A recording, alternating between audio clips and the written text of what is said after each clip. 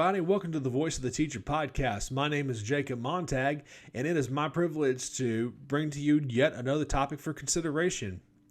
So I want to ask you something. For all my teacher friends that are watching this, and even maybe those of you who are not teaching, but you have had similar experiences, how many of you have ever attended a professional development workshop? Guarantee you a lot of you have. How many of you have left and said, I really feel like I just had time to learn everything. I had time to practice what I was taught. I had time to understand what I was taught. I had time to effectively implement and plan how I want to implement what was taught. If the answer is no, don't feel bad. You're probably just like every other teacher out there right now who's frustrated with most of professional development. In fact, let me tell you about why I don't like most professional development. My experience with professional development went something like this. The first half of my career, probably about the first 4 years or so, I found that most of the professional development was poorly planned and poorly executed.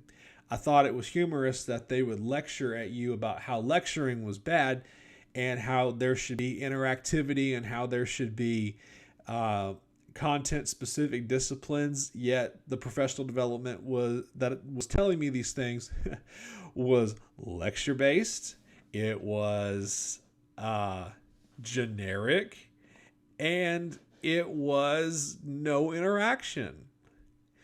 And to make matters worse, the lecture included all these great principles and data, and it was an overload for a young teacher. I was like, oh my gosh, I don't understand any of this. It's very difficult to follow. And what was worse is because some well-meaning administrator thought this would solve all the school's problems, I was expected to implement it. But because there's so much other stuff to do, there's so many other teachers, I did not have the support I needed.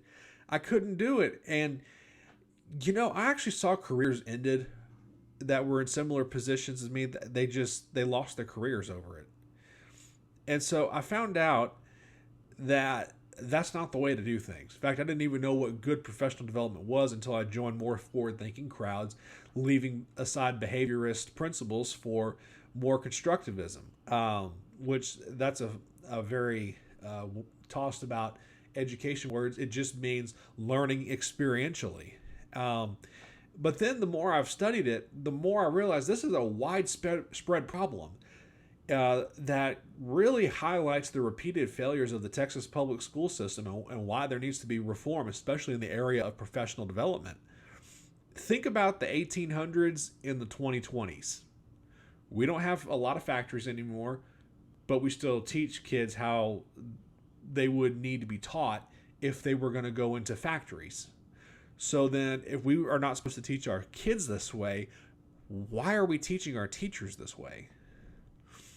Why isn't it working? Let's look at it.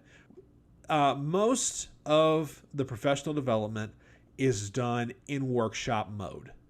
These last anywhere from 1 to 2 days on average, but I've actually been a part of some that were weeks. Yeah.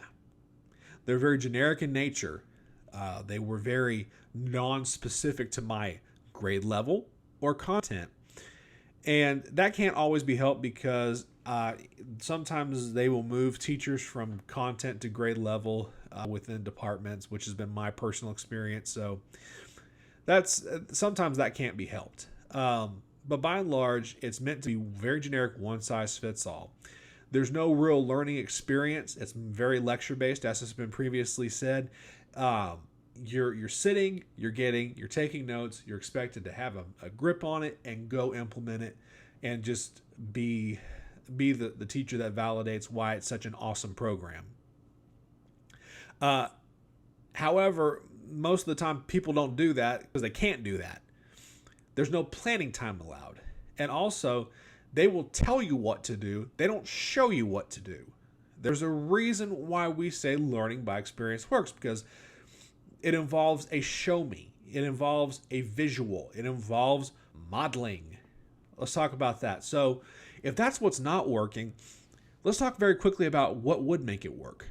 There must be enough time for teachers to learn and implement the strategy and method. It may take a workshop. It might take a couple of days to really learn the initial concept.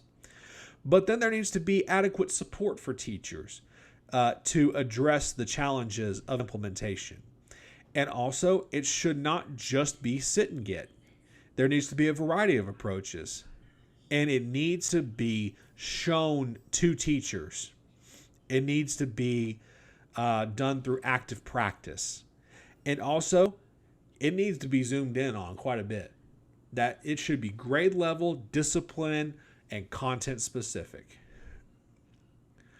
And these are not original with me. This comes from the Center for Effective Teaching from the book Teaching the Teachers by Isnt.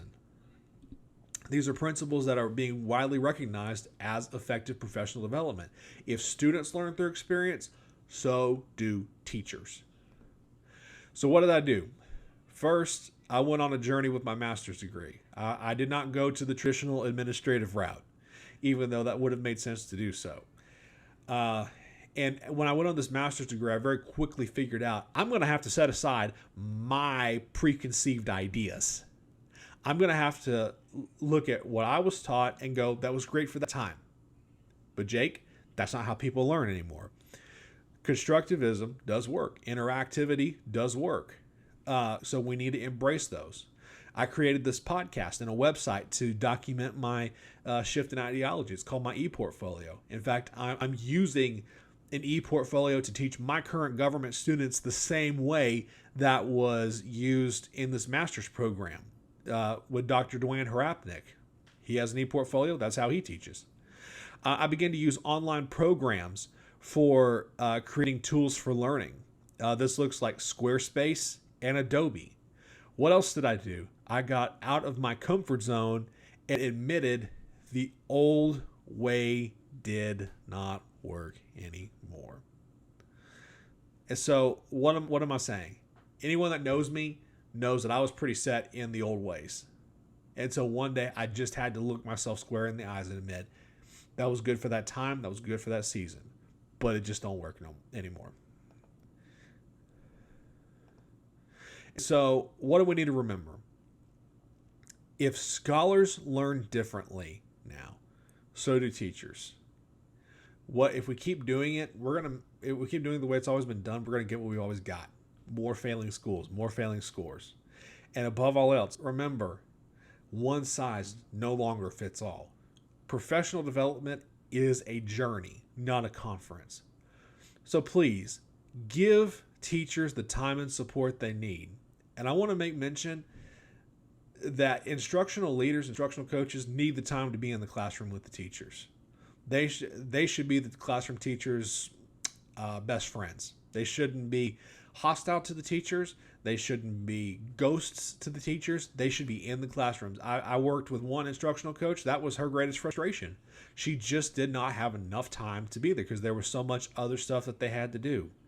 So what are we going to do if we don't change? We're just going to keep getting more of what we got, more failing. So how do we be a success? Well, I have an idea, but that's another episode.